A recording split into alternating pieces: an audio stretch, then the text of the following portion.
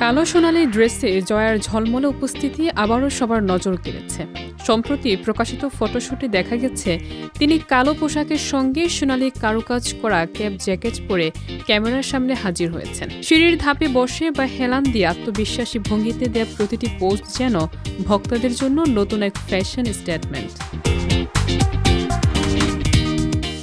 বয়সের জন্য জয়ার কাছে শুধু একটি সংখ্যা। সময়ের সঙ্গে সঙ্গে জয়া আরও মোহনীয় হয়ে উঠেছেন। জয়া আহসান শুধুমাত্র বাংলাদেশেই নয়, কলকাতার চলচ্চিত্রেও সমানভাবে কাজ করে চলেছেন।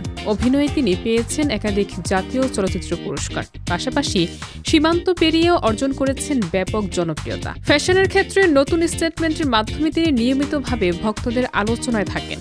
এই ফটোশুটেও তিনি প্রমাণ করেছেন শুধু অভিনেত্রী হিসেবেই নয়, স্টাইল আইকন হিসেবেও তিনি সবসময় আলাদা।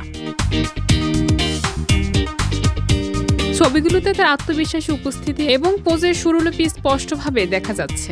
প্রতিটি ফ্রেমে রাজকীয় ভাব, স্টাইল এবং ফ্যাশনের নিখুঁত সমন্বয় তুলে ধরেছেন জয়া। কালো সোনালি ক্যাপ জ্যাকেট থেকে শুরু করে আনুষঙ্গিক গহনা এবং হেয়ার স্টাইল সবকিছু একটি পূর্ণাঙ্গ ফ্যাশন স্টেটমেন্ট তৈরি করেছে।